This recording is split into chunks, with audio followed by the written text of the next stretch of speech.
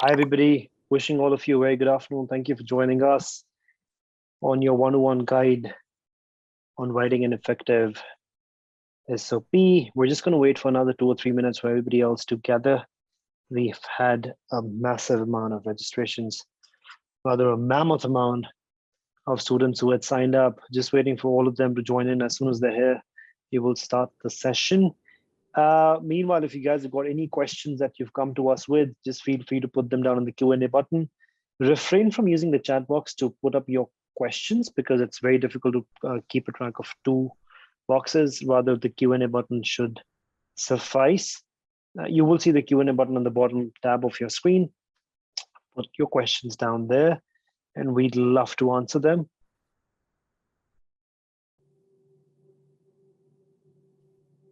Again, for everybody else who joined in, wishing all of you a very good afternoon. We are hosting your one-on-one guide to writing and articulate an effective SOP, the statement of purpose. So we're going to touch upon every little thing, starting from what exactly, in essence, is a statement of purpose. What is the objective? How can you write an effective one? How do you articulate your entire purpose to apply for a specific course? Where is this purpose stemming from? What are some of the aspects in your academic and extracurricular life that reinforce that reason or that purpose to apply for a course?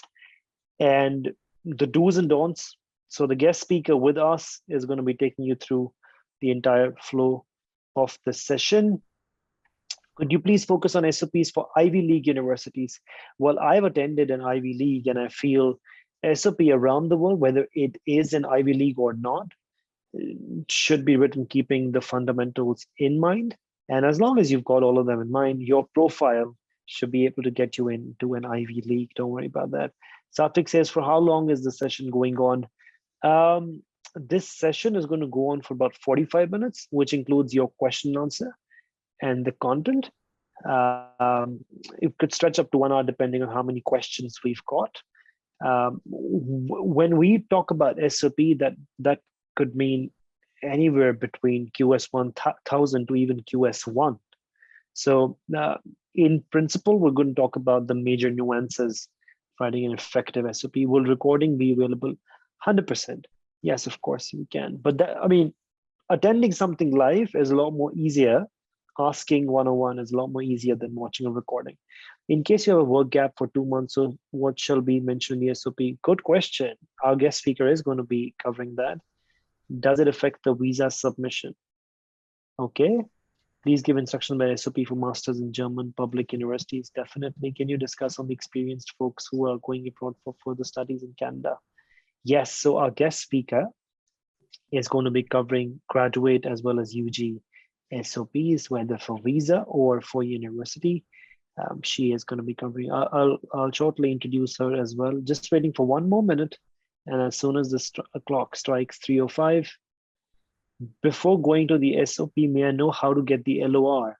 Well, good question, but you can't hack your way into the space. We will cover the SOP, and LOR is the letter of recommendation that the person recommending you is supposed to ideally write, and not you. So you better not be doing their job. How to explain low grades in first year in SOP or personal statement? I would ensure our guest speaker addresses that. Right. So through the course, so some of you have asked us, how do you keep a track of everything that's going to be discussed? So the speaker has articulated or framed or conceptualized the space in a way that it's easier for you to actionably note down everything. And so feel free to take screenshots. The webinar is soon going to be live on a YouTube playlist library also. Feel free to pick up content there. So again, it's 3:05. I think it's a good time to start. Wishing all of you a very good afternoon. Thank you so much for joining us, and welcome to upGrad Abroad's webinar on your one-on-one guide to writing an effective statement of purpose. I am joined here by my worthy and esteemed business partner, Ms. Vidya Suresh, who is the head of South Asia office for ESIGELEC School of Engineering in France. Vidya, thank you so much for joining us, and I'm sure it's going to be lovely to host you. Thank you, Praneeth, and thank you, upGrad. This is one session I'm always delighted to conduct because I'm with the kind of audience that always enthuses me. So I'm looking forward to it. Absolutely, Vidya. Likewise. So we'll delve deeper into the topic. Would love to start with the what of SOP. So what exactly is a statement of purpose? After this, we'll move to why and then slowly the how. But we'll start with what first. What exactly is a statement of purpose? What is it supposed to be doing for an applicant? Yeah, so to answer your question as simply as possible so that it makes sense to our audience, most of the other documents that a student submits in an application process are very objective. You know, they're all it's all black and white. You have your academics, you have degrees that you're going to show them. You know, all of that. Like you take the CV, it's a gist of who you are. Your statement of purpose is really the chance for the student to explain to the admissions committee who they really are and why they want to get what they are setting out to get. So if it's an admission in a particular university, it's their chance to explain why they have chosen this particular university, why the course in question, what they see themselves doing later on. So it is really the chance to fill in any gaps that were not able to feature on the CV or in any other documents that are being presented as part of the application file. So very simply, that's what the statement of purpose does. So in essence, anything that your grades don't convey, anything that your certificates don't convey, the story behind your application is the SOP in essence. Got that. Now, jumping into why is it so important? As in, would love to know from you the role it has to play. How instrumental is that role, one? And how can an effective SOP keep you miles ahead as an applicant in relative to somebody who has the same grades as you do? Yeah, absolutely. So, like you yourself said in your question, Praneeth, when you look at all the other documents which are part of an application process, they also standardized today. So, you know, marks cards look very similar, only the logos will change here and there, right? Whereas the statement of purpose is really who you are. It's really, it is your chance to talk to the admissions office who otherwise is inundated with very similar looking documents. So like to come back to what you said, if you have two profiles that are identical on every other front, this is the chance for the two students to tell their story and for the admissions office to decide, okay, this is the person, the kind of profile we are looking at. Because everything else is very flat, you know, whereas the statement of purpose has the soul of your application, literally. Every other document is the body of the application, and really the statement of purpose is the soul of the entire process. Got that. And who does the SOP go to, Vidya? Yeah, so many people are a bit confused about it, but for international students, which is probably the audience we're talking to today, it will almost always be the admissions office, and they may go to the international relations office for some kind of explanations if anything falls short. So almost always it is the admissions office. Very rarely, and probably at a research level, it will be the faculty members that read the document. But there it's not even a statement of purpose, it's more the research proposal. So coming back to the statement of purpose, it is really the admissions office that will go through that and read it and give it its due worth.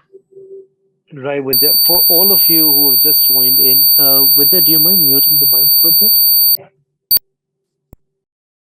Thank you. For everybody else who's just joined in, wishing all of you a very good afternoon. Welcome to upGrad Pro's webinar on writing an effective SOP. Whether you call it an SOP or a personal statement or a college essay, any document that is supposed to be written during your application process to a university is by default supposed to explain your purpose, explain your objective, explain your intention. And this is an inevitable part of getting you through to a great university and pushing your application from being good to great is one major role that it plays. And SOP, like I mentioned, most of the applicants has the power to make or break your application, irrespective of your grades. Right. So going further with their, how do you strike a good balance between mentioning about your individuality, your personal story, who you are as a person, or trying to color your personality, and a balance between where are you academically coming from and where do you want to go from, go further from the course once you've done it. So what's a good balance? Yeah, so there is no mathematical answer to the question. I can't give it in percentage or anything like that. What I can say is that if the student manages to be sincere about why he's getting into what he's getting into, normally they will end up striking the balance. What I find, I was just telling you this a little while earlier, Praneet, most of the time I find students are so, worked up about this whole exercise that they forget to give themselves the time that this entire exercise deserves. So I feel if they're able to sincerely sit down, it's like I was telling you, it's a very meditative exercise. In this rat race that you call life, everybody is just running and running and running. Whereas when you sit down to write your statement of purpose, in a long time, you're probably doing some introspection to ask yourself why it is you're setting out to do this. And the moment you yourself have an answer that is convincing to yourself, then you will find that happy medium between your story and why the academic content of the statement of purpose. I'm quite confident of that.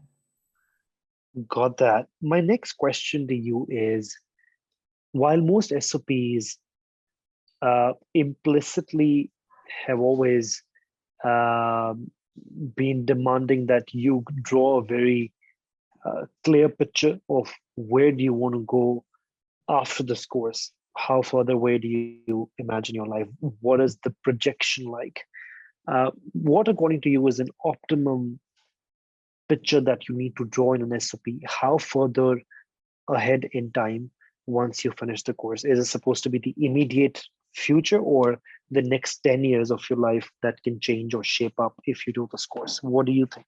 Yeah, so there are different schools of thought to it. I'm going to give you my own personal take on this. If I go by the good students and their statements of purpose, what always impresses me in a good statement of purpose is that there's clarity, and what they want, why they're choosing the course is important to them. And because they know the answer to the question why, they know also what they want to do immediately after the course. Okay, my own personal take, a lot of times students have already charted out the entire territory 10 years ahead, which for me is somewhat, I think it's unfair to put that burden on a youngster. How many of us end up doing exactly what we set out to do? So life also plays into this entire exercise, because while you may be ready for the 10 next years, life will probably, throw a thing or two at you, a challenge or two at you, which will make you, which will force you to look at, your plans again. So I feel, think of the reasons why you're doing the course and what you need, what you want the course to do for you in the almost immediate future. Let's say 5 years. I think that's a decent amount of time to think ahead. Got that, Vidya. That does answer my question. My next question, Vidya, is how important is it to quantify your story at every part of the SOP? Yeah, that I think depends on the nature of program that the student is looking for. If you say you're applying for a marketing program, let's say you're specializing in marketing, their numbers are infinitely more effective than words, right? Whereas if you're looking for a program in the humanities, their words definitely weigh more. Okay, but I tend to want to add that slowly we are moving into a world where words are more eloquent, numbers are more eloquent than words. So if there is any way that you can twist and turn numbers in your favor, it should work. just for everybody to know, when I say quantification and Vidya mentions numbers, we mean that while you project your story, or while you write a record of your past and where you come from, what all have you done, you become very objective. That I taught mathematics to 40 kids who scored, above 70%, or who improved their merit by almost 45%. And I taught them calculus, geometry, algebra. Everything is quantified. Everything is objectively mentioned. For example, I made my company grow from 150% to 300% in 2 months. So how important is that? And so Vidya answered what she did. My next question, Vidya, is um, when universities explicitly ask you, why have you chosen our institution? When do we know if we cross the thin line of flattery? And when a university asks for reasons why you chose them, is an applicant actually supposed to mention in infrastructure or faculty or the laboratories that they can imagine themselves working in? Or is it just that the age-old legacy and things that you can easily pick up from the website? Your take on this? Yeah, it's a tough one, because almost always I see students indulging in very blatant flattery that does nothing for them. Again, I come back to what I was saying. Okay, let's step back from this whole thing. All institutions today know that students are applying to many universities. There's no two ways about it. We know that that's the truth, and that much the better for the youngsters. That means that they have so many more opportunities. So the admissions office knows that you are applying to any number of institutions. There again, if you have spent the time on their website, if somebody has recommended the university to you, or if there is some aspect of the course that appeals to you, as long as you can speak sincerely, you should be fine. Because otherwise, if you're trying to sugarcoat everything too much, it starts sounding too sweet and too good to be true. So be sincere is all I can say. I seem to be saying this for all the questions. So you advise that there has to be a very well-struck balance between trying to paint a picture of how they imagine themselves at the campus and what is it that they're largely going to be looking forward to, but also mentioning everything that appeals to them as per the program or the institution that they're largely fond of. And while you mentioned that students are expected and are anticipated that they will apply multiple universities, do you think an SOP can work in more than one university, a specific segment of purpose? Thank you, Pranit, for this question, because we live in an age of this extraordinary technology called copy paste. Please, I can only tell the students, don't simply copy paste and send off the same. Don't make one statement of purpose and send it off left, right, and center to all the institutions. Before you press that send button, please breathe, please think, and please see if it is answering all the questions that university expects you to answer. One statement of purpose and sending it out to all the institutions is a very wrong approach.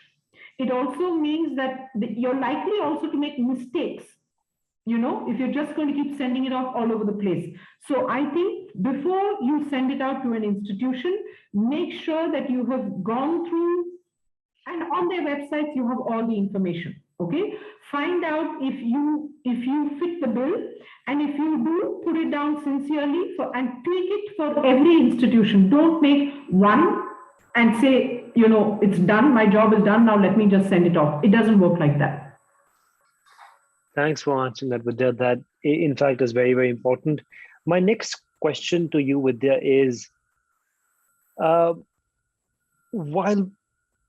I've been helping many students with this, I'm always sort of confused as to when an applicant writes an SOP and is applying to a specific course. How do you actually alter the SOP course by course? As in, Is it that you omit everything that's not that you may have experienced academically, or you've achieved something outside academia? But if it's not relevant to the course, are you supposed to remove all of it, or can you still take that ahead? Please answer that. Excellent question again, Praneet. While I said that you don't just send it off all over the place, I'm also saying sit and write one, let's call it the master statement of purpose.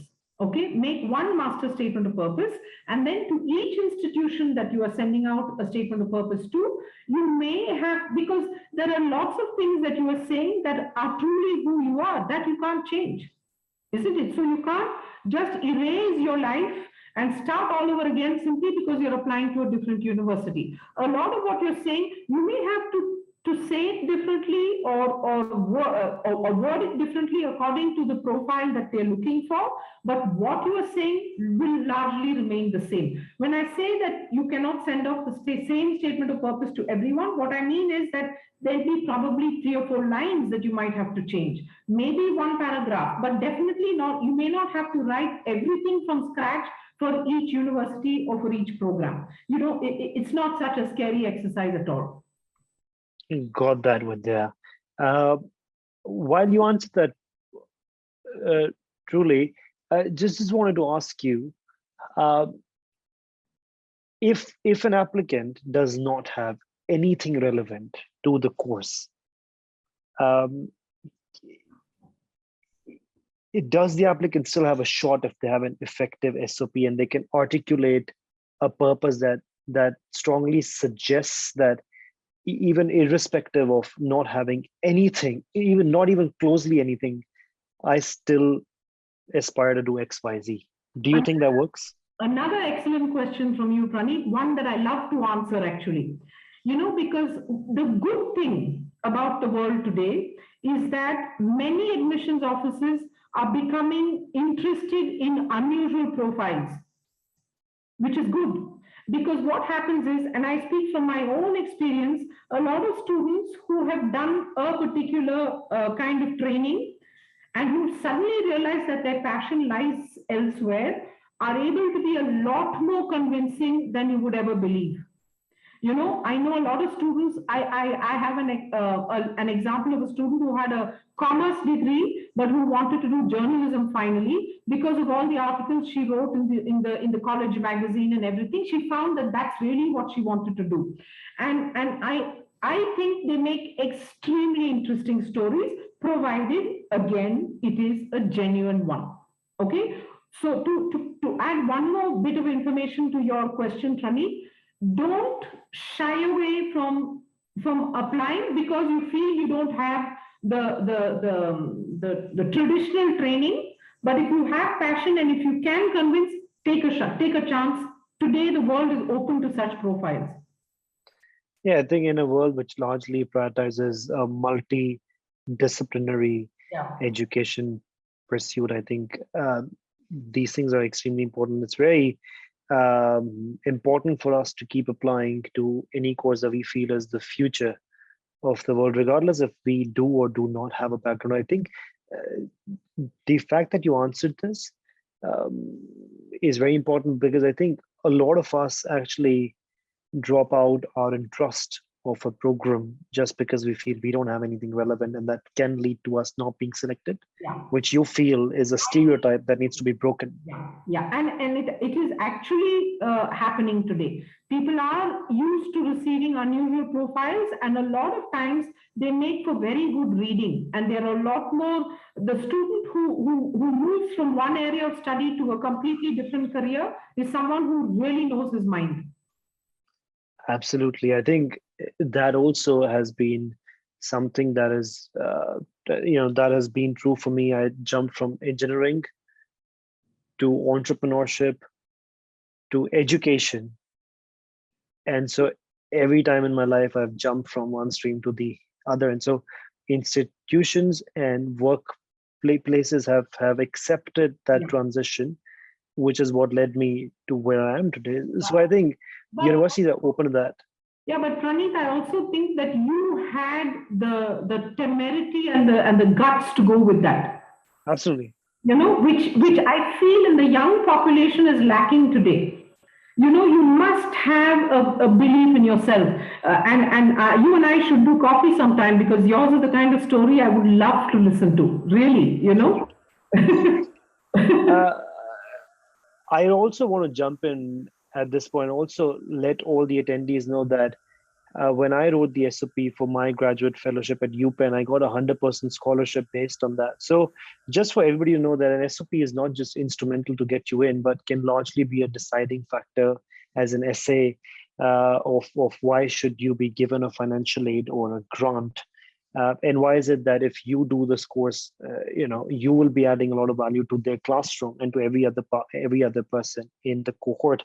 The next step with Vidya now is that she's going to take a deep dive into articulating or starting to write an effective SOP. You may want to take screenshots. You may want to take notes from a slideshow. Just before we do that, I'm going to share my screen and just let you guys know that upGrad does help you in writing an effective SOP. We have a program called Study Abroad Booster Program that costs you 15,000 rupees, which includes these 5 components: your IELTS course for 6 weeks, a profile building 12-week intensive course, because whether you're going for an MBA or an American or Canadian institution, or even applying to the top 100 universities, you need a rigorous, robust, strong profile in your favor that is going to be speaking largely for what you've done outside academia, what you've done to stand out from regular students who are applying to that school. Third is the academic writing course, which is the SOP, writing college essays, research sampling, writing thesis, writing, every form of long form writing. Then we've got a lot of master classes on blockchain, AI, ML. So faculty members like Vidya and from other parts of the world, from Columbia, from Cambridge, from Michigan State, universities across the world, Deakin, Monash, they come together and they teach you a 1-hour masterclass on different subjects. So you get a immersive experience of how education abroad is actually imparted. And with this course, we actually make your application to any university in the world that falls under us, which are about 1,500 odd universities, absolutely free. So we can process up to 5 universities for you for absolutely free. Don't charge anything. That's the program. You might as well log in to upgradabroad.com and then go to study abroad programs and select booster program. Other programs include our accelerator programs, one of which is with Vidya School, the ESIGELEC School of Engineering. So if you're a BSc, BCA graduate, you can now take up an engineering degree in France with a bridge program. So upGrad Abroad is actually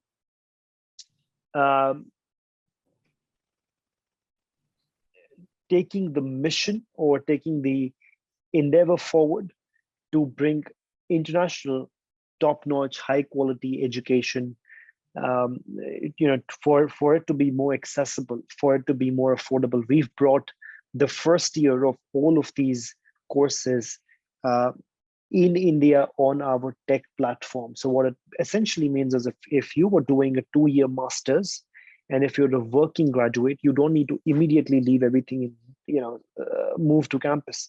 You can actually do the first part or the first year of your master's degree here in India on our tech platform at 1/10 the price. So if it was supposed to cost 25 lakhs, it would cost you 2.5 lakhs now.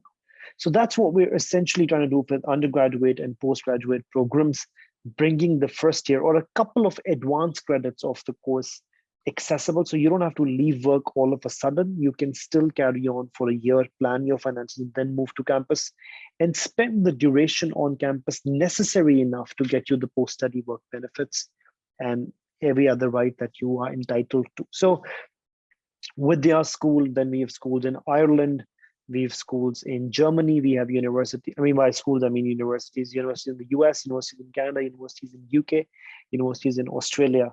All of them offer you the chance to start your education in India and save up to 25 to 40 lakhs of rupees on your foreign degree. With all of that said, I would now welcome Vidya to take us through the complete process, your A to Z guide of writing an effective SOP. Over to you, Vidya. Praneet, just one more question in continuation to what you were saying about your own profile and how you got a scholarship based on the merit of your statement of purpose. You would know how sincere you were when you wrote it, isn't it? And absolutely, more authentic than anything else. Yeah. So that's really the point. Let me share my presentation, and then we'll get started with the more specific points. Sure. Okay, so like we said, we're talking about the statement of purpose. Unfortunately, my screen may not. Okay, the word that hopped in there was your purpose. It should be coming from you, like I said, and in the 3 words that you have in front of you, statement of purpose, the word purpose is the most important. Okay, the statement will fall in line the moment you have clarity on the purpose. When I say that it's a cathartic experience, I mean that it is an intellectually demanding process. But if you set out to do it correctly, and it may be a tiring process, but it will be an extremely satisfying one if you did it with the kind of diligence and the kind of discipline that this document needs.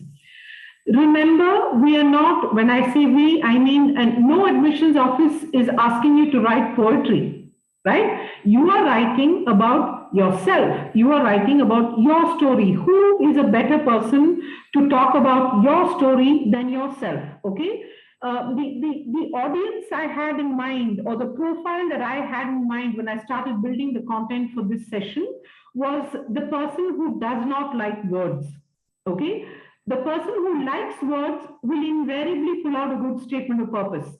But for students who are so involved in their everyday life, somehow words are taking a beating. Whereas what I'm trying to do today, by the end of the exercise, what I would like you to feel that it is really not such a big deal, that every one of you is capable of telling your story as well as you can possibly do, okay? A lot of times the question is, where in God's name do I even begin? Again, you have a set of questions that you can use. You may not stick by them till the end, but just for you to get down to it, these questions could serve the purpose. What do I want to accomplish by going to this in university and for this particular course? How did I come to know about this particular university? How did I get to know about this course?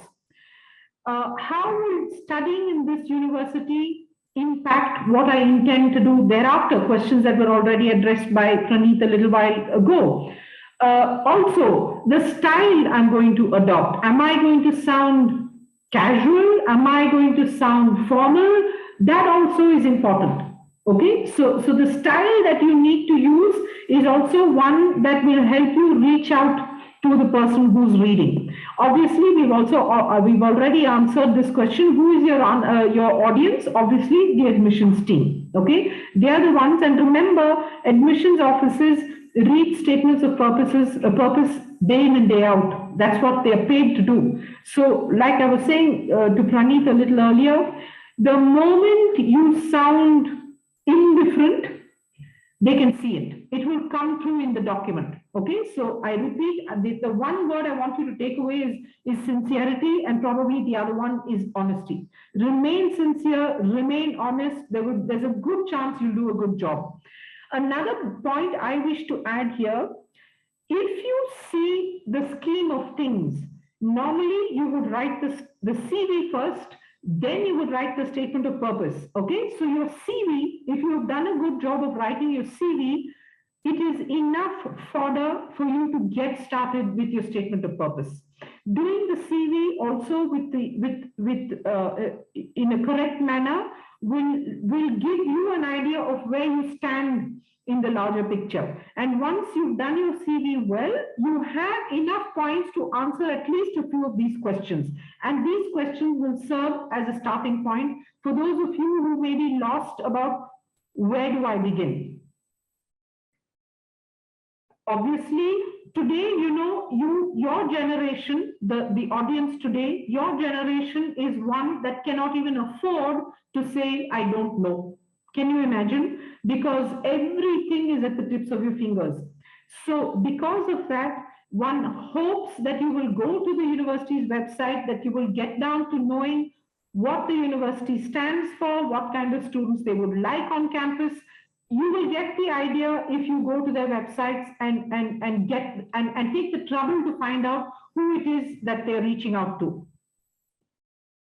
In case the institution expects you to answer a few questions in your statement of purpose, then you should make sure that all those questions are addressed in the document that you are going to produce at the end. And remember, don't ever, if there is a thought that you come across that you feel may make sense on your statement of purpose, note it down, because it's always, worth putting it down on paper, because later on you will realize that it's probably something that you would have liked to talk about. So we'll also come to how much time you need to put aside for your statement of purpose, but remember to put down every idea that you think is worth putting down on your statement of purpose. Another interesting point to start is a particular incident that probably changed you from within. A person who you met who changed you from within. A project that you were involved in that spoke to you. Anything that really stirred your soul is a fantastic beginning point. Okay, so once you have done the brainstorm. Let me go back to the previous slide. Just to give you an indicative idea of how much time you need to put down to write your statement of purpose, I strongly recommend 3 weeks. The first week, you carry a book with you and just keep writing down anything that you think you want to say in your statement of purpose. That is the brainstorm exercise, but this time you're doing the brainstorm in solitude. It's only for you that you're doing the brainstorm exercise. So for 1 week, just carry a book with you, put down all the points. And if you do this exercise well for a week, then you have enough material to write your statement of purpose. Okay. Now, let's go to the next slide. When you have done the brainstorm exercise, it is quite fascinating to see that a pattern will magically emerge from that book or from that piece of paper where you're putting down your thoughts. If you do that well for 1 week, obviously when I say 1 week, I don't mean that you should be, carrying it around with you every moment or every moment that you are awake.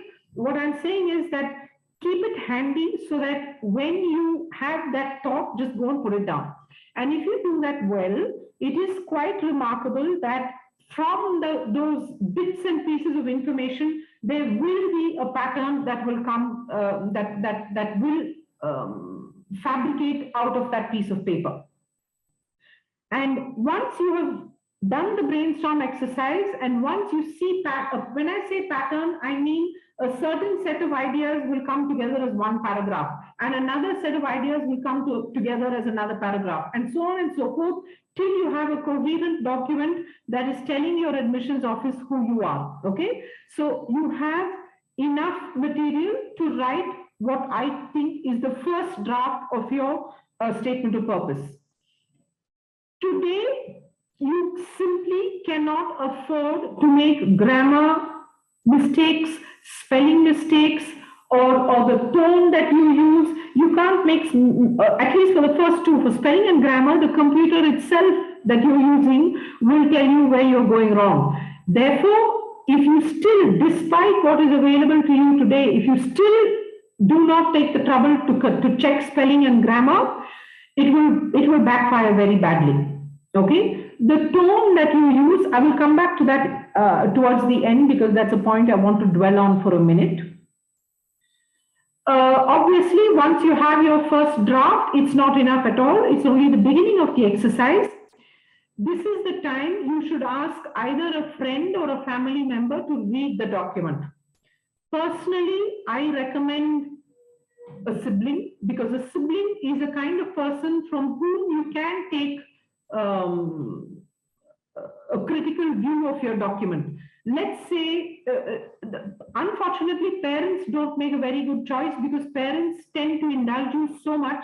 parents love you so much that they may look at your document with rose-tinted glasses, you know. So it's probably safer to choose a sibling, because somehow even if a sibling points out a mistake, you can swallow it well, you know, you won't take it badly. A friend also is, you have to make that choice of person very carefully. If it is someone from whom you can take criticism, that is the person that you should choose. Because what will happen is, if you choose a wrong kind of person, the person may either be too critical of what you've written and therefore, you know, put you off completely and make you feel worthless, or they're likely to just, you know, flatter you unnecessarily, and then they're not doing justice anyway. So the kind of person you choose is important. They could be a faculty member who knows you well enough, what I'm trying to say is that the choice of person should be the person from whom you could take criticism. That's really the kind of person you should look for. Once you have received feedback or their remarks, then you have enough, enough distance from the document to rewrite it based on whatever you heard, you know, whatever feedback you got.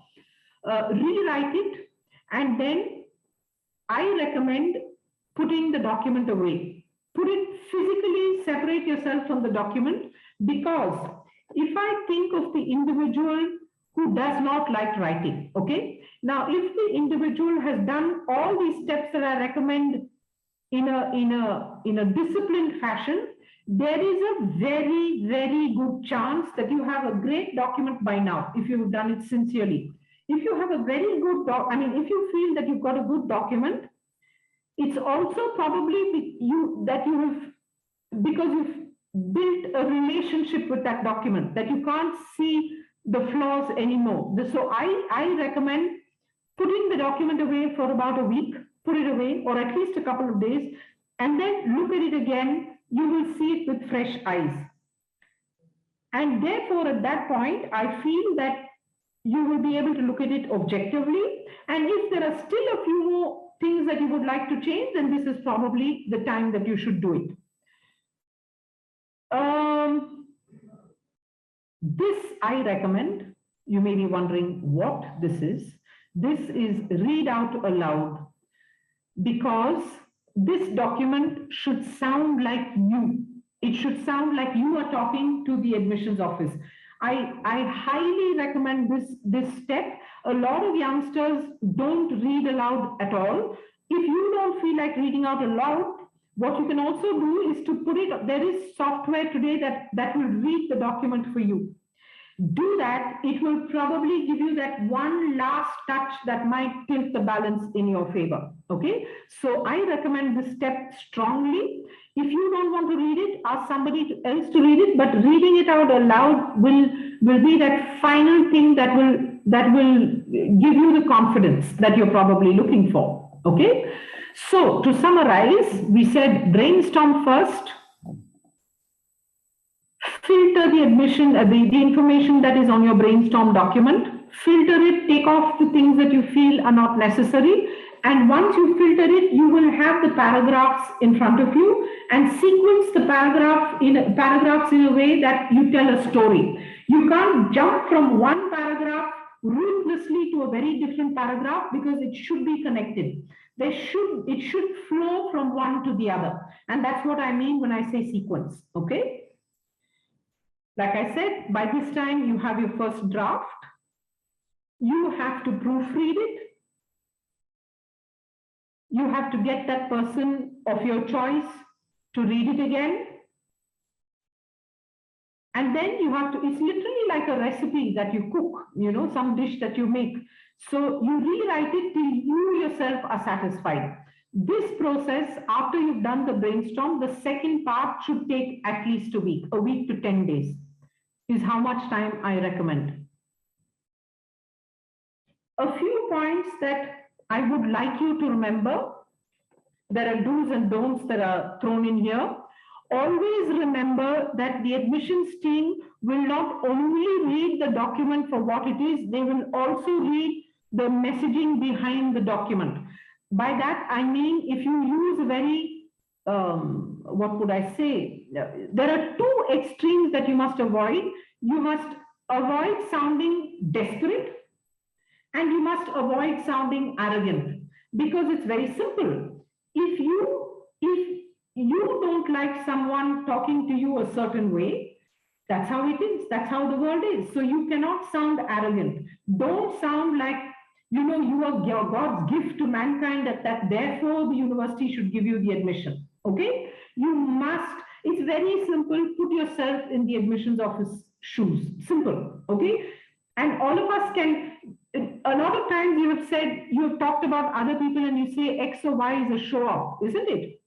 How do you say that? It's because they sound arrogant. So you should also take the trouble to avoid that arrogant tone just as much as you must avoid the being very servile and going down on your knees for this admission. Both are to be avoided. Okay? Remember to be positive. Even if there is a negative incident that has triggered off this journey, even that you should give a positive twist to something that shook you up. Let me give you an incident. There was a student who had a brilliant academic record. He was a gold medalist from BITS Pilani. Okay, applying to a very good institution abroad. I thought he would just sail through the whole thing, and before I knew it, he was rejected.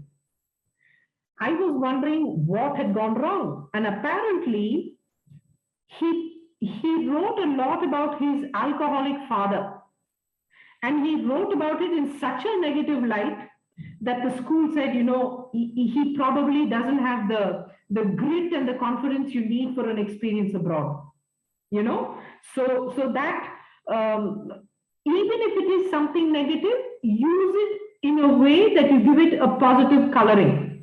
I have had a student who met with a very serious accident. She was a very mediocre student till then. That accident woke her up. Okay, so that was a fantastic story. So whatever you are using, make sure that it gives a positive message right through. Remain relevant. You can't go off the tangent all the time. You have to be in line with what you are what you are applying for. Between using simple language and bombastic words, I would say use simple language. It will allow you to articulate whatever you want to say better. 3 weeks is what I recommend. It should be a little more or less is fine, but roughly that much time. Some statements of purpose, they expect you to adhere to a certain number of words. 20% give or take is okay, but don't go beyond that because they may not read it. Okay? This is an exercise that will expect you to be completely focused on this journey that you're about to embark on. So if you lose focus, stop writing. Okay? When you feel okay again, come back to the document. Whenever the document starts feeling like a punishment, move away. Because if it sounds like a punishment to you, the admission office also will look at it like a punishment. If you enjoy writing about yourself, the person who's reading will enjoy it equally. Okay? So if it's too much, take a break. Okay, things that you should not indulge in at all, please do not lie, because lies have a way of coming after you. Okay, so please do not tell somebody else's story, tell your own. Plagiarism, like I said, most students are tending to copy paste. It's very simple today. There's software to pick out those racks and it's very clear for them. So please let it be your own story. If you do take a sentence or two from here or there that has made sense to you, it's okay. But don't, blindly copy paste from somebody else's document. Don't use a very general, offish, offhandish kind of attitude. Try and be as specific as you can to the university and the program. I already spoke to you about sounding unnecessarily flattering. It will work against you. Then there are these statements of purpose that begin with, I always wanted to be a pilot. It sounds like the day I was born, I knew I wanted to be a pilot. It's just too unrealistic. Okay, so avoid sentences that sound a bit juvenile. And then, like Praneet brought this up right in the beginning, I think we've answered it at length. It should not sound too, a document filled with personal instances. You have to find that balance. And like I said, arrogance is to be avoided like the plague. Okay, you should not sound arrogant at all. Look at those sentences that I've picked off, statements of purpose that I have read. Look at the first one that says shining academic record. What is that? It doesn't mean anything. If you choose a country to study in, you don't have to sound like you will sell your soul to go there. Be proud of who you are. Okay? Again, look at that last sentence. It's just too desperate. So find that balance. I think it's important for your own sake. So let's get to questions. Thanks, Vidya, for such an effective and articulate slide deck. You have many questions waiting for you. Okay. Can you discuss on the experienced folks who are going abroad for their further studies in Canada? So, like Vidya mentioned, I think your SOP has to be a clear record of everything you're coming with and coming from your academia, the kind of work experience, the kind of internships, the kind of entrepreneurial projects, research, anything and everything that you have should be on that document. If it's relevant, I'd let Vidya, add on to that. But just to make the question a little more simpler, Vidya, the person asks, how can you discuss on the experienced individuals also who are going abroad? Yeah, so for students who come with a lot of work experience, let's say, and who are coming back to academics after a long break, I think as long as you're able to justify it. Now again, I'll come back to what I was saying. The very reason that you want to leave industry and go back to academics, there must be some reason, right? Now, if you're not clear about that, then it's a tough one. But in my own experience, probably once a week, I am seeing people who want to come back to academia. There's a wee bit of risk in the sense that they may not take it, in the right spirit, but that's still, like we said about profiles that, move from a particular training to another career altogether. Say it honestly, and there's a chance that you will be heard. Thanks, Vidya. I think that does sum it up. Also, I think just from my own personal experience, I think if you're a student for undergraduate or graduate, there are three major things that every university looks at. One is a clear record of everything you've done physically, whether it is in your school, in your university, in your college. Second would be the extracurricular, everything you've done outside academia. Could be entrepreneurship, could be sports, could be any internships that you've done, could be any assignment that you've picked up, may or may not be relevant to the exact field, but anything you've spent or invested your time and talent and capital in. And third is your digital footprint. Could be LinkedIn, could be when someone searches your name, what shows up. So you have to be very, very, very mindful of your digital activity everywhere, especially LinkedIn. I think we are in that world where a university faculty member or an admissions team member is more likely to look you up on LinkedIn and see what you do all day. Do you research? What are some of the posts that you've engaged with? What do you write on LinkedIn?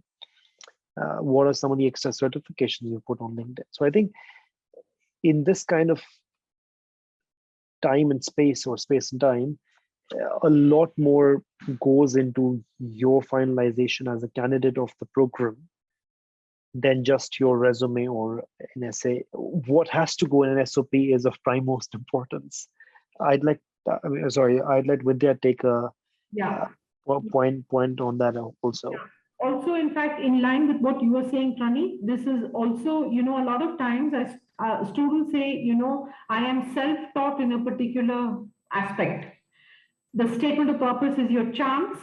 You may put Put it in your that. CV, and your statement of purpose is your chance to say, I am self-taught, but I'm now proficient in a particular skill. Okay. Absolutely. Yeah. So, and like Pranit rightfully remarks, today your activity on social networks and spaces like LinkedIn come into play very easily. Absolutely. Absolutely.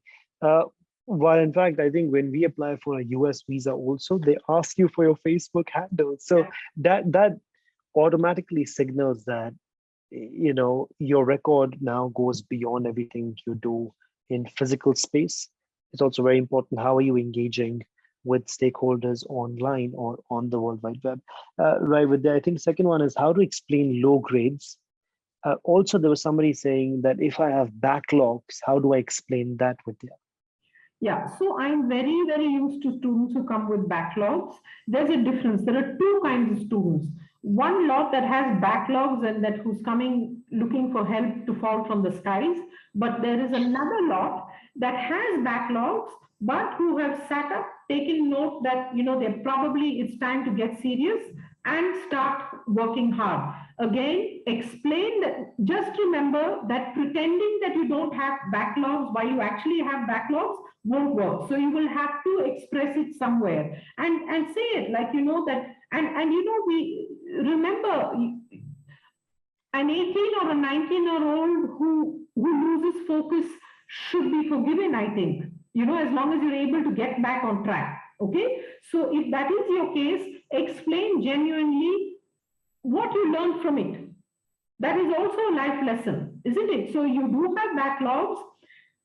It has made you sit up and take things seriously. Put it across like that. One is used to seeing that these days. Don't pretend that you don't have backlogs, and whatever you're saying, ask yourself too that question. Did having those backlogs shake you up? And if it did, then explain it. Okay. Right, Vidya, that does answer. There's another question for you. I'm a BCom final year student. I have been an average student and have a work experience around 8 months in a job and 6 months in another job. So he's trying to ask you, he or she is trying to ask you, what about those students who've got nothing more than simple academia or regular work experience, not much for them to stand out? How do you suggest that they write an SOP, or what is it that they should be looking forward to? I think I will also add to that. So should they wait to do a couple of more things in order to stay relevant? Yeah. Or should they just write away authentically? What do you recommend? An interesting, what you say is interesting, Pranit. I'll tell you why. I think there are two things. Either, like Pranit says, you could probably take a little more time to understand yourself, so then you can write about yourself. But the good thing is today, there are degrees that are designed for students like you to ramp up your profile. You could also apply for those degrees, because what you're saying is that you have been doing something, and if you don't have a very good academic record, there's invariably a reason for it, and almost always it's because you were simply not interested. And by now, the person who's asked that question is probably now working, and you're probably now looking around and saying, this is really what interests me. Luckily, today you have programs to cater to you. Okay? In such a case, tell them exactly, where you stand. And the other category is what Pranit just spoke to you about. Probably take a little more time, figure out what you want, and then in any case, you will have a good enough profile at some point or the other. Right. I think that the latter worked for me as well. So I wanted to apply for a fellowship program at UPenn, and I spent about 6 months trying to explore various free courses, MOOCs, other certificate programs to wrap my head around the program I actually wanted to apply to. Not just that, but also I think build a good enough reason or a set of things which could make me an asset to the entire program or the cohort that I was applying to. So I think sometimes looking at your application process as goes beyond how do you fit there. Yeah.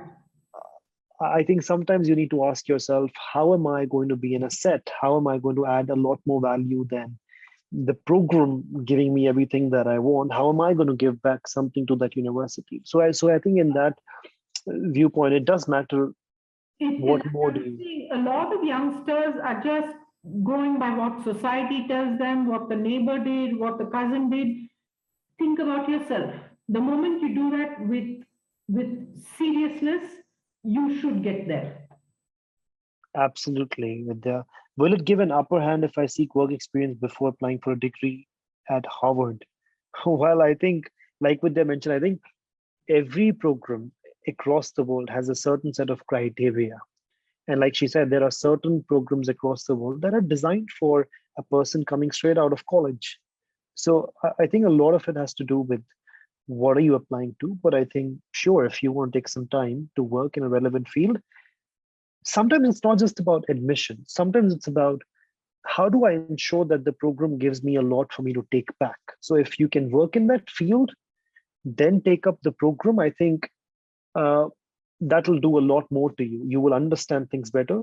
It'll have a lot more to give you and augment or enhance your skill set when you know what works for me, what does not work for me, and how do I fit into that domain, or what exactly in that domain do I need education in. So I think that amps up, or let's say amplifies or enhances your engagement in the program, and how much do you draw, how much value do you draw out of the resources that are there for you in this in that program. I hope Vidya is okay with that. Yeah, I just wanted to add one more thing, Praneet. A good way is also for you to talk to your peers, talk to people who you are with. Keep giving voice to what you feel, and it's a matter of time before you will get that clarity. Okay. Absolutely. Yeah, a lot of times, you're not thinking deeply enough. Talk about it. You never know. You will find that right point, but simply by giving voice to your thoughts. Right, Vidya, we've got three interesting questions. Karthik, Nair, and Molan Tavleen.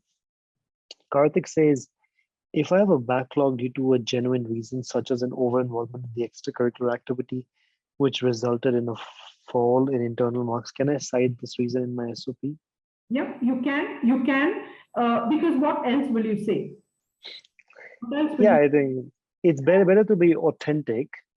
And also the fact, now you have said it, right? You have stated why you had the backlog. The question you need to ask yourself is, have you learned something from that? And if you have, then it is a positive point. It's a positive point. Use it. I think what Vidya is mentioning is absolutely true. And I think, to me, the way you've written this makes sense. I think everybody of us has been there at some point. I think it's very relatable. But like Vidya mentioned, if it can be followed up with what did you learn out of the entire thing, and what person have you become out of that experience, whether you think that was a failure, whether you think that was the best decision of your life, mention that. I think sometimes that's what we all want to know. How did that work for you? Right, got that. Like with us been insisting that your authenticity or your sincerity moves me a lot more than exact things mentioned there. I think that makes that has a lot to say about you than any other applicant. How important is the digital footprint? What if one is not active on LinkedIn? How does it affect the application? Well, for starters, you should be on LinkedIn if you're applying in 2022. But I think, I mean, one I'd let with the answer, and then I can of course add to that. Yeah, I think so. It's almost become a reflex action, for admissions offices. They will go and look at who you are. Unless, of course, if let's say for some reason you don't want to be on LinkedIn, let's take that scenario. Why not? I mean, you're free to be who you want to be. But if you can articulate it, take a chance. Send your letter, send your statement of purpose to the admissions office and say exactly why you don't think it's you relate to it. It's a risk, but if that's really who you are, then so be it. Right, with just to add to that, I think at the end of the day, for me, what is more important than LinkedIn is for you to establish yourself as a thought leader in a domain. Whether on LinkedIn you are engaging with content or you're writing it yourself, that's one thing. Alternatively, you can write blogs, mention about that. What have you written? What have you created? I think for you to stand out as an applicant, consumption of content makes everybody regular. What content do you create, whether it's on YouTube, whether it's a blog, whether it is a set of research articles you've written that are cited on Google Author or XYZ. I think so. Your blogs or anywhere you've written something, or YouTube if you've created content, or if you've recorded a podcast in your life, any such thing, I think your footprint has a lot to say about what kind of a consumer are you of content and what kind of a creator are you of content, right? That's actually something I'm learning. Yeah. Thanks with that. So that's what's more important to us, I think, to look at. Then what kind of circumstances should we expect that the SOP can put forward to us? Tavleen, do you mind adding on to that? I'm not sure if Vidya gets. Read that out. I thought. What kind of situations or circumstances should we expect that the university's SOP can put forward to us? Are you asking? Situation. Are you asking of the kind of points that you need to have in your SOP? I don't know. I mean, broadly, if that's who you are, why you choose this particular program, why this course, and what you want to do later on. That is the basic flow. Anything else that comes from you is always welcome. Yeah, I think what she mentions, what she intends is in certain personal statements, they ask you very specific questions. They put you in a scenario. So she says, as much as I've seen and heard, university SOPs can also be based upon a particular situation and circumstance which they can put forward to us and want us to react to it in an unexpected way. How should we react to scenarios? Yeah, that is more at the interview. Is that's when they'll say spring a surprise or two at you. Otherwise, they have very specific essay questions that you have to answer. There is very specific. But in fact, even if you look at the essay questions, if you add it all together, it's finally the statement of purpose. Invariably, they're just hovering around the same document. But Absolutely. The unexpected circumstances that you are mentioning is almost always in an interview scenario. Right, Vidya. What exactly are we referring to as a backlog? So backlog is any subject where you've been asked to reappear. Second is, should we explicitly mention the reason for high number of backlogs? Well, yes, as long as you want to stay authentic, but also that it should add up to your academic readiness now.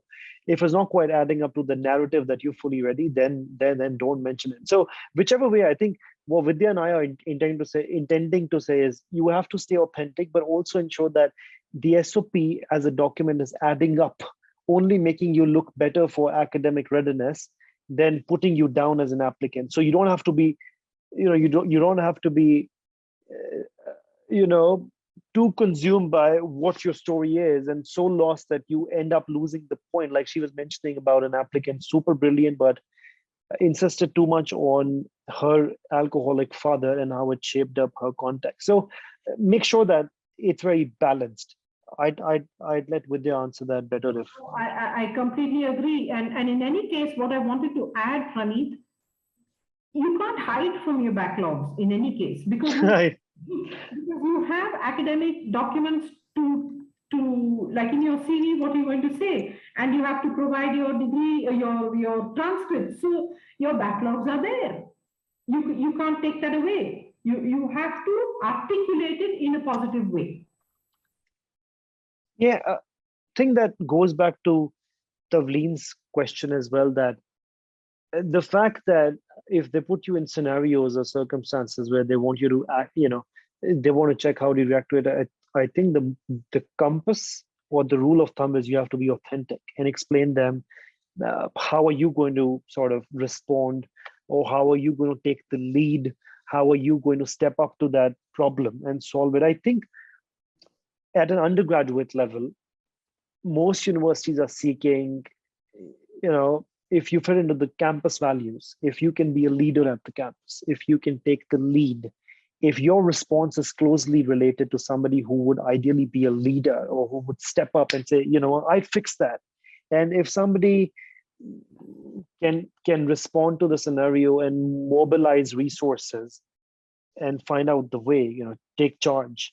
I think that's sometimes what they're looking at. So campus values and who you are, and if your values resonate with the campus, I think that's way more important rather than some made up thing, which Vidya said, they are SOP police disguised. It's their job. They know if you're not being yourself.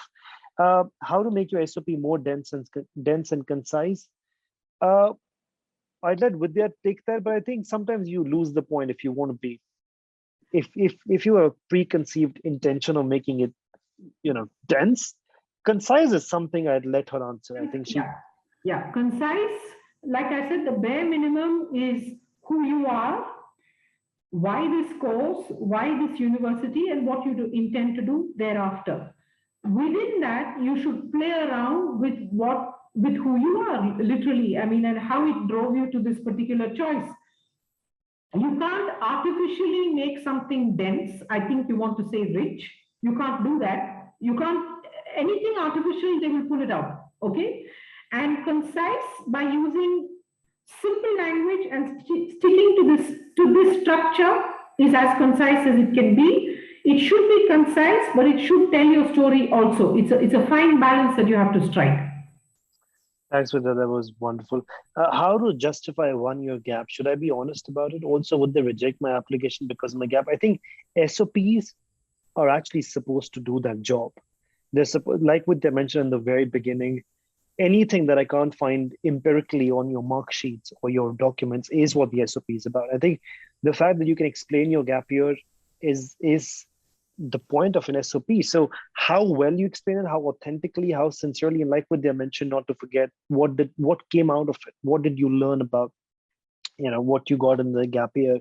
And sometimes I think it's also important for the admissions team to know, how did the gap year make you realize or make you more mindful about why you're supposed to be in this program? So what did that do to you in shaping your intention for this? I'd also let Vidya add to that.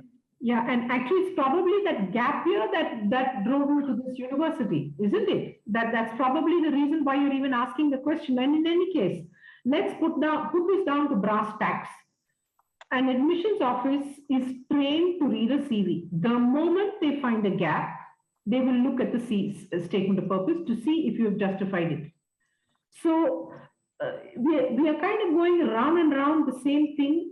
What we are saying is, be true to who you are. You stand a much better chance than trying to hide from who you are. Right, Vidya. I am just straight A+ student with no extracurricular experience. What to include in my SOP? So we did answer this. Sometimes you don't have to include everything. I think sometimes, like Vidya mentioned, in the multidisciplinary ecosystem, you can just walk out of school or college and find the right course and apply. I think then you just have to put down what made you apply to that course and what is it that you want to do with it. I think it's as simple as that. You don't have to have everything to go. I think Vidya mentioned there are certain programs which are designed for somebody like you. So just find that. Do the institutes appreciate or look down upon an applicant with political interest? Can a candidate be candid about their opinions? Or should they take a politically correct course in their SOP, Vidya? There are two things. There's politically correct in our daily life, that's basically being well behaved, and an actual political opinion, it depends on how relevant that is. If you're applying for an engineering program and if I suddenly see a political coloring to a statement of purpose, it might just wake me up and say, what is going on? But if it is something that you are expected to talk about, if there's a reason you are asking this question, probably you're applying for a program that requires you to talk of your political choices, then you'll have to do it. But if it's not needed, I'm not quite sure. Can you be a little more specific about your question? I can't hear you, Brian, sorry. This has to happen once a day. So we've got Nagaraj asking, if my word limit is 1,000, how many words should I spend talking about my profile, and how many on why I want to attend that university, that course, and the future research interests.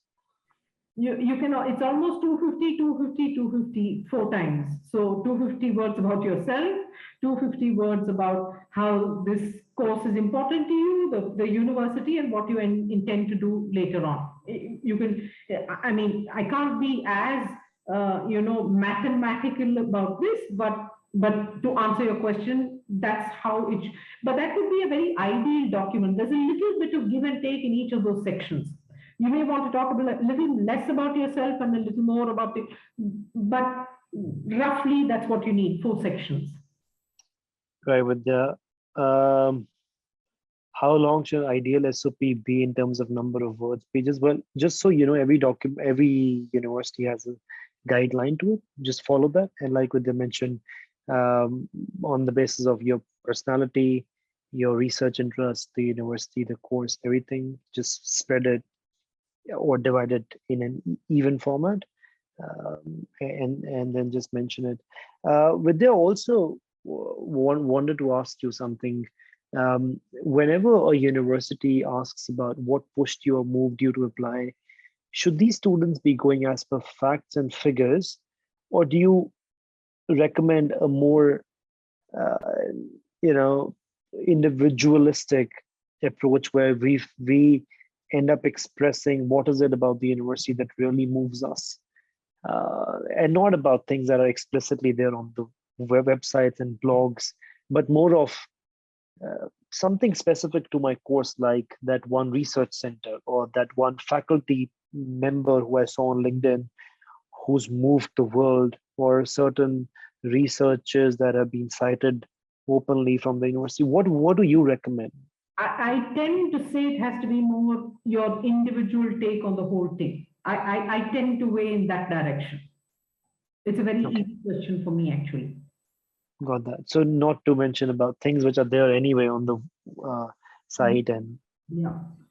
Got that with it. Should we mention about extracurricular activities and projects which is not related to the course in the SOP? I personally think that your hobbies or your other interests outside of academics are very important, because they also shape you, in the sense that your passion, however good or bad you are at it, is your space. And it does determine the kind of person that you are. And therefore, if you can somehow link your hobbies to what you want to do, because your hobbies contribute to who you are.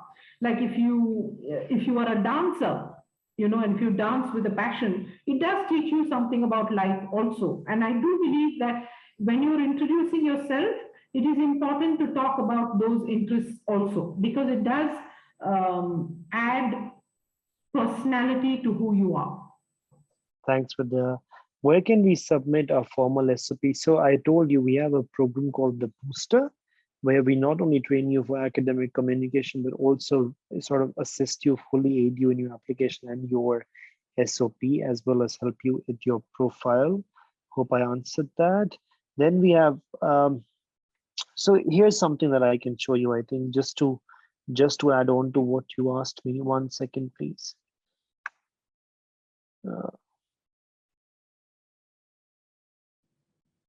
1 second. Yes, so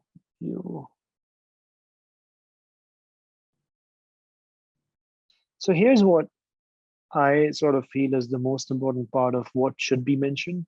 The work experience, internships, online courses, which are MOOCs, massive open online courses that you can find, upGrad, edX, Coursera, Udemy, so on and so forth. The extracurricular activities like moot courts, MUNs, XYZ, your conferences, your leadership summits, forums, volunteering or community service, all the social work that you've engaged with. But remember, everything has to be quantified, not to say that, hey, I taught these kids who were really poor at a local social enterprise. Here's what happened. I collected funds for HelpAge India. Mention exactly what did you do, how many kids, how much growth did it lead to, what exactly would you do there, and how did it end up sort of as an outcome. Then it comes to awards or entrepreneurship. Entrepreneurship is largely synonymous to problem solving. Sometimes as a student, you can't be an entrepreneur every time in school, but I think you can talk about that one time where you took charge and solved something, that one time where you organized or mobilized resources around a problem that maximum students were facing in, and you decide to step up to it. Then your core will always be GPA, right? Because academically you have to tell them that, hey, I'm super willing and eager and have past credentials to prove that I can do well. Your SAT, GRE, GMAT, LSAT is of course an inevitable part of it. Research and projects in school, in university, what have you done beyond it? So what have you done to quench your own curiosity or inquisitiveness about the subject? This is one thing most students miss out on. What did they research on? What is their research interest? Defending that they researched on something which led them to believe something is something that scholarly, anybody who's a scholar would love to do. Then your portfolio, if you're if you're applying for an architecture course, any creative arts course, any design course, anything that needs or demands you to showcase everything you've worked on and what have you been making in the past. And I think your SOP, the way Vidya has been mentioning, that's the core of your application, the core. But without the auxiliary part, you can't have a core. So to fill the SOP, you have to have all of that sometimes. And LOR, of course, the letter of recommendation. So these are something that we teach you in the profile building course. IELTS, 6 weeks of lectures, academic writing, profile building, and university application. I think we're pretty much done, rather, we're 23 minutes above. When will the live transcript be presented? So Anurima, Ayushi Jain from my team will send you the recording. You can play that.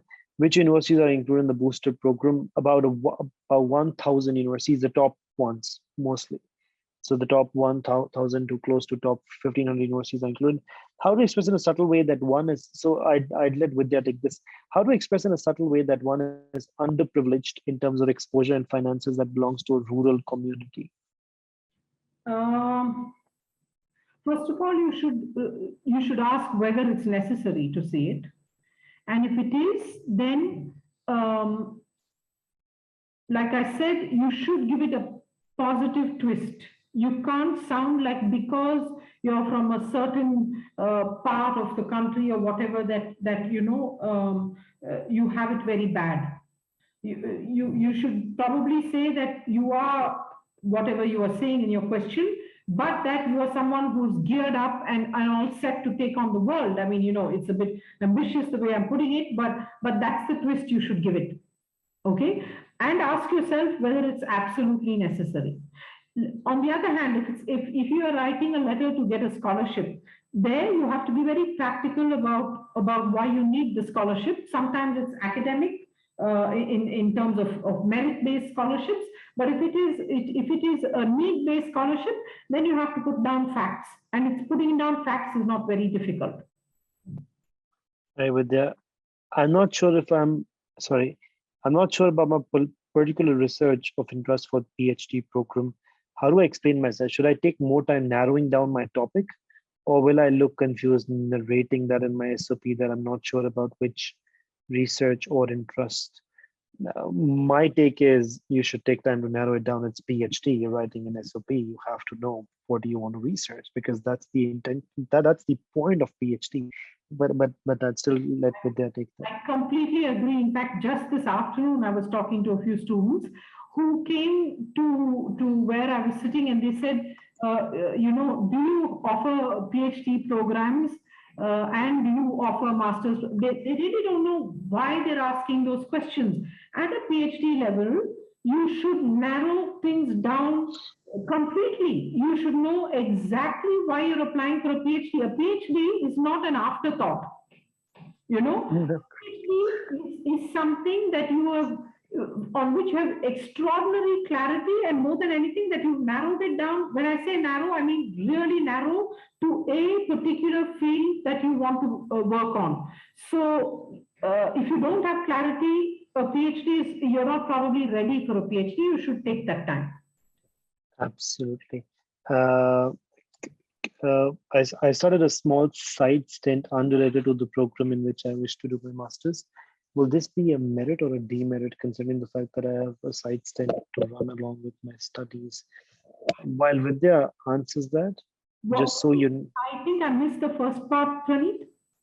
I started a small side stint unrelated to the program. So he's been doing something on the sides which is not related, and he says if that will be a merit or demerit. So I think as long as my take is involved, I think sometimes not everything has to converge subjectively, or I mean not subject, but contextually to the subject that you're studying. Sometimes if it gives you a softer value, like making you a leader, making you a problem solver, making you a higher order thinker, as long as that you can converge that experience into a narrative that shaped you up in terms of softer skills and not hard skills, that's good enough as long as they require that value in that program. But I'd still let Vidya answer. Yeah. So the very fact that you are using the word unrelated answers the question. Yeah. Because always remember, somebody is reading it. They also, you should not tire the person out. You should give the person who's reading the document also due respect, right? So if you just keep rambling, it'll work against you. So if you yourself are saying, if you are using the word unrelated, like Praneeth said, if you're able to tie it up to your objective, yes, but otherwise, no. And remember, you have a space constraint, you have a word count. Okay, so you have to keep all that in mind. I think we've almost answered. Finished my undergrad. I finished my undergrad in architecture. After this, I took a gap year to focus on a hobby that I picked up during my undergrad. This is photography, but after trying my hand in it, I want to get back to construction field. How can I mention this most effectively? I'd let Vidya answer that. Yeah, it's okay. You would know whether you took the break because you were just overwhelmed by what you studied in your architecture course. If that was the case, then sometimes the distance that you took probably gives you more clarity. And the fact that you've come back to architecture means that you know that this is what you want to do. So it's easy to express it. Thanks, Vidya. If I may, what I don't know is whether you opted out of architecture in the hope of pursuing a career in photography, or whether you consciously decided you want to take a year off just to rethink things. Either way, you can say it as simply as that. I think to add on to that, spending a year off in pursuit of something you genuinely enjoy is always a merit. I think they really value that. You need to achieve a work-life balance, and you took a year off for your own decision making to be more well informed about choosing architecture or construction. I think if you can shape the narrative like she mentioned on that 1 year helping you make a more informed decision, I think that works for you. How long should I? Please, Vidya, sorry. Just one more thing. The fact that you're asking this question, you would know the answer best, right? Just put that answer down. That's it. It's. I might sound like I'm simplifying this a little too much, but really go along with your gut. Sorry, Absolutely. Yeah. No, absolutely. I think that makes sense. I think authenticity is one key keyword you can't let go of, which is very important. So can you talk about SOP for a fully paid scholarship? So most scholarships in this world have a set of things that they ask you. You don't necessarily have to mention something to get a scholarship. I think that's a result of your SOP or an outcome.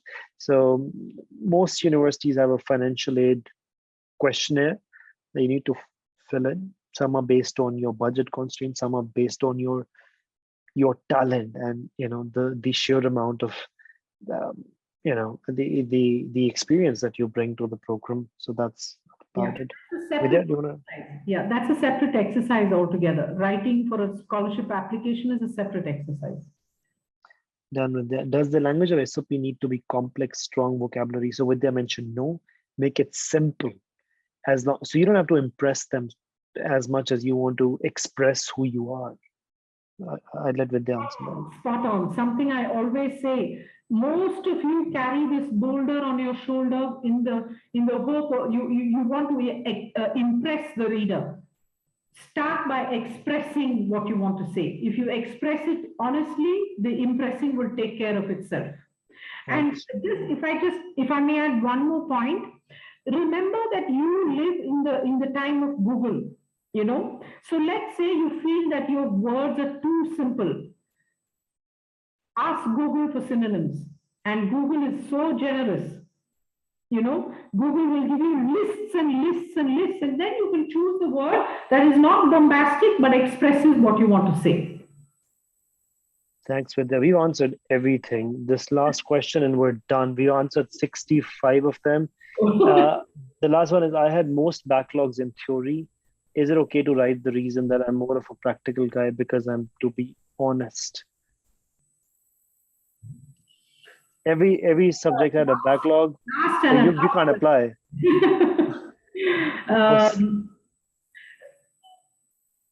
There I find that you're trying to justify it. I don't know if it will be received very well. I think it's a tough one. It's a tough one.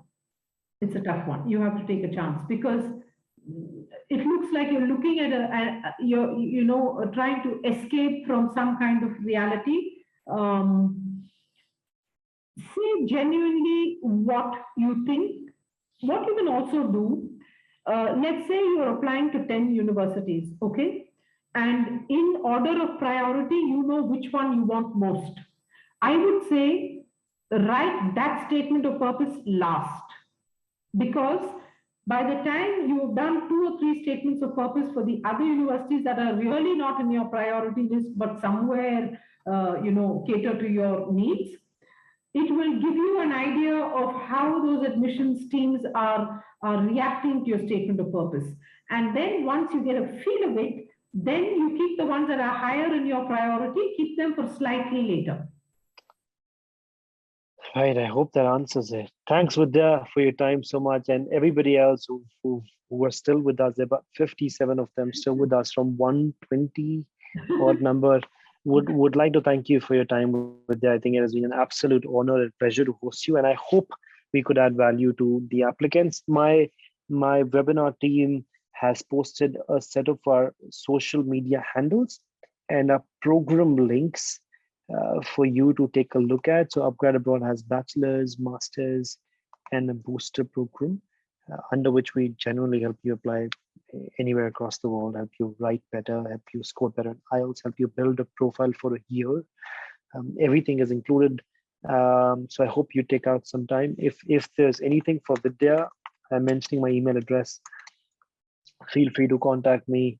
I'd redirect or reroute your questions to Vidya. Vidya, thank you so much for your time. Any message that you have for the learners? Thank you, Praneeth, and thank you, upGrad. This is a session I always enjoy doing. The one message that I like to leave all of you with is that this is a simple exercise. Treat it with the discipline that it deserves, and I'm sure you'll be able to tell a beautiful story about who you are. And I genuinely mean it. You always don't take away credit that is due to you.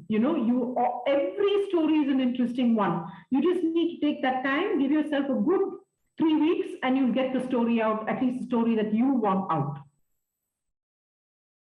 Yeah, I think that makes absolute. Good luck to all of you. Absolutely. Just wanted to thank everybody again. Thank you so much for your time. Wishing you guys all the best. Please write to us if you guys have got any questions at all. And I think Steve Jobs mentioned that you can only connect the dots looking backwards.